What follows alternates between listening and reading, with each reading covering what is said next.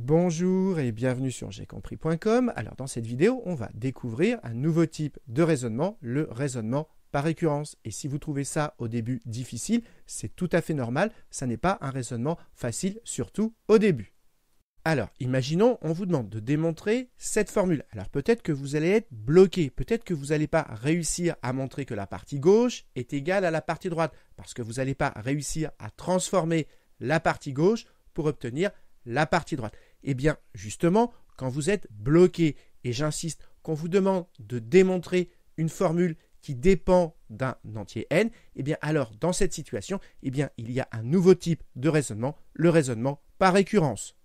Donc, quand on vous demande de démontrer une formule, j'insiste bien, qui dépend d'un entier, et que vous n'y arrivez pas directement, eh bien, on pense à faire un raisonnement par récurrence. Et la première chose à faire, c'est cette formule que vous devez démontrer. On va lui donner un nom, on va l'appeler par exemple Pn.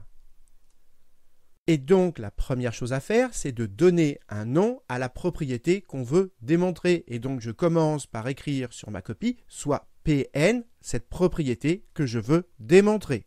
Alors, avant d'aller plus loin, il faut déjà être sûr que tout le monde ait bien compris comment fonctionne Pn. Si par exemple, je vous dis P3, P3, ça veut dire qu'on remplace n par 3 dans la formule. Donc P3, c'est quoi? C'est la somme de 1 plus 2 jusqu'à 3, donc 1 plus 2 plus 3. Et donc si on remplace n par 3, ça fait donc 3 fois 3 plus 1, c'est-à-dire 4, divisé par 2.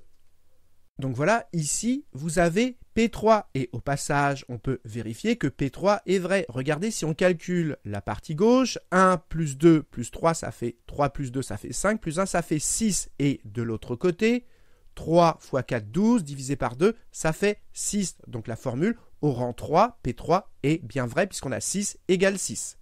Donc P3 est vrai, mais vous comprenez bien qu'on ne va pas pouvoir tous les vérifier. On ne va pas pouvoir vérifier que P4, P5, P6 jusqu'à l'infini. On ne va pas pouvoir vérifier qu'ils sont tous vrais. Et donc justement, on va voir un nouveau type de raisonnement. Donc maintenant, on va pouvoir expliquer le raisonnement par récurrence. Et pour que ce soit bien clair, on va faire une analogie avec des dominos. Le premier domino, il correspond à la propriété pour la plus petite valeur de n possible. Et comme cette propriété, on veut la démontrer pour n supérieur ou égal à 1, la plus petite valeur de n possible, c'est 1. Donc le premier domino, il correspond à P1. Donc ici, ça correspond à P1. Vous l'avez compris, le deuxième domino, il correspond à la propriété au rang d'après, donc à P2. Ensuite, le troisième domino, vous l'avez compris, il correspond à la propriété au rang 3, celle qu'on avait écrite ici, à P3. Et ainsi de suite. Et ce domino-là, il correspond à la propriété au rang nPn. Et donc maintenant, l'idée c'est que si on réussit à démontrer P1, ça va faire tomber le premier domino. Et la question que maintenant on va se poser, si le premier domino y tombe, est-ce qu'il va entraîner la chute du suivant, la chute du deuxième? Et vous l'avez compris, est-ce que si le deuxième domino y tombe, est-ce qu'il va entraîner la chute du troisième, etc. Et donc, finalement, la question qu'on va se poser, c'est que si un domino tombe, eh bien, est-ce qu'en tombant, il va entraîner la chute du suivant? Autrement dit, si Pn tombe, eh bien, le suivant, c'est donc Pn plus 1. Donc, la question qu'on va se poser, c'est si Pn tombe, eh bien, est-ce que ça va entraîner la chute de Pn plus 1? Eh bien, c'est exactement ça le raisonnement par récurrence. D'abord, on va démontrer que le premier domino va tomber. C'est ce qu'on appelle l'initialisation. Et ensuite, on va démontrer que si un domino tombe, eh bien, il entraîne la chute du suivant. C'est ce qu'on appelle l'hérédité, c'est-à-dire que ça va se propager. Et donc, vous comprenez bien que si on a démontré les deux, si on a démontré l'initialisation et l'hérédité, ça veut dire que le premier domino va tomber grâce à l'initialisation, et ensuite, ça va entraîner la chute du deuxième par hérédité, puis la chute du troisième, etc. Et donc, ça va entraîner par hérédité la chute de tous les autres dominos, et donc on aura démontré notre propriété. Voilà ce que c'est de faire un raisonnement par récurrence. Donc maintenant, il n'y a plus qu'à le faire. Donc j'écris initialisation, c'est ce que j'ai écrit ici, c'est-à-dire qu'on va faire tomber notre premier domino. Autrement dit, on va vérifier que P1 est vrai, c'est-à-dire qu'on va vérifier que cette formule, elle est vraie quand on remplace n par 1. Donc on y va. Dans cette somme, si on remplace n par 1, ça fait la somme de 1 à 1. Autrement dit, il n'y a qu'un terme dans la somme, il y a 1. Donc je remplace à gauche, ça me fait 1. Et à droite, si je remplace n par 1, à droite, ça me fait 1. Que multiplie 1 plus 1, ça fait 2. Le tout sur 2. Et donc maintenant, il n'y a plus qu'à calculer ceci. 1 fois 2, ça fait 2. Divisé par 2, ça fait 1. Donc tout ceci, ça fait 1. Et donc ça veut dire que quand on remplace n par 1 là-dedans, on obtient 1 égale 1. Autrement dit, c'est vrai. Et donc ça veut dire que P1 est vrai. Et donc ça fait tomber le premier domino. Voilà, c'est ce que j'ai écrit ici. Et maintenant, on passe à l'hérédité. Et donc j'écris hérédité. Et démontrer l'hérédité, c'est démontrer que si un domino tombe, eh bien, il entraîne la chute du suivant. Autrement dit que si la propriété est vraie au rang n, eh bien alors elle est encore vraie au rang d'après. Autrement dit que Pn plus 1 est vrai. Et pour rédiger, on écrit soit un entier, j'insiste bien un entier n supérieur ou égal à 1, puisque la propriété, on veut la montrer à partir du rang 1. Supposons Pn vrai et montrons que ça implique que Pn plus 1 est vrai.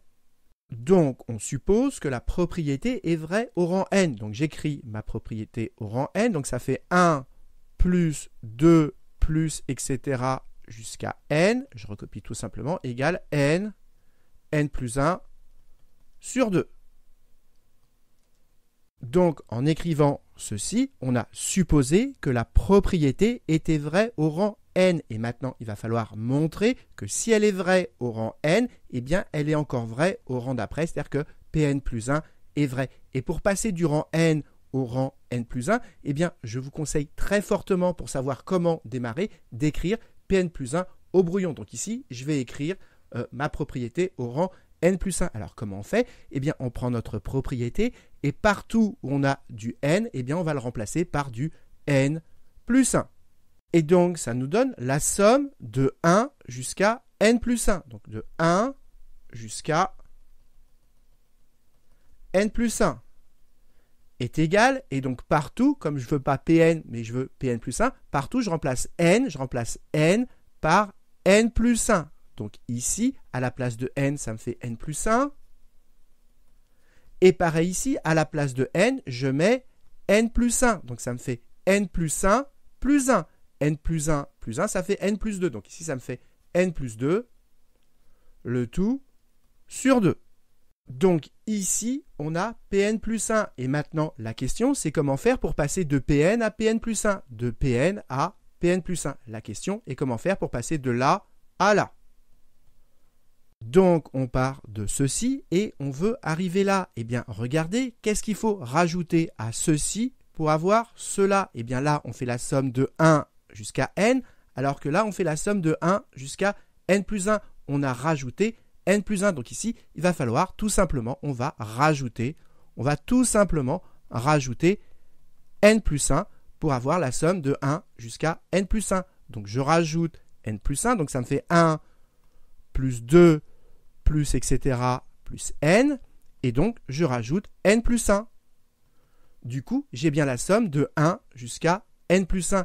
Et donc, si je rajoute n plus 1 à gauche, je dois rajouter n plus 1 à droite. Et donc, je reprends ceci, n plus 1 sur 2, et je rajoute n plus 1.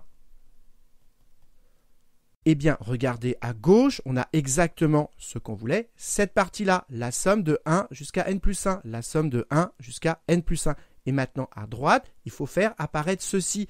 Et regardez ici, on a n plus 1 qui est en facteur. Ça tombe bien, regardez, ici on a du n plus 1, et là aussi, donc on va pouvoir mettre n plus 1 en facteur. Et pour qu'on comprenne mieux, ici je rajoute des parenthèses, ça ne change rien, mais ça va permettre de mieux comprendre comment mettre notre n plus 1 en facteur. Donc allons-y, mettons le n plus 1 en facteur. Donc on y va, ça me fait donc n plus 1, et facteur de quoi? Ici il me reste n sur 2, et ici il me reste donc plus 1. Si je développe ici, je retombe bien là-dessus.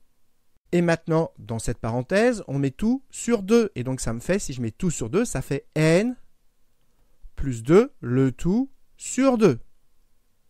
Et maintenant, on ne perd pas de vue qu'on veut arriver là. Déjà, ça ressemble beaucoup. Il y a juste à comprendre que diviser ce bloc-là par 2, eh bien c'est la même chose que de tout diviser par 2, puisque ici, il y a une multiplication. Eh bien, regardez, on a bien réussi à obtenir ceci. La somme de 1 à n plus 1, eh bien, c'est bien égal à cela. C'est exactement ce qu'on voulait.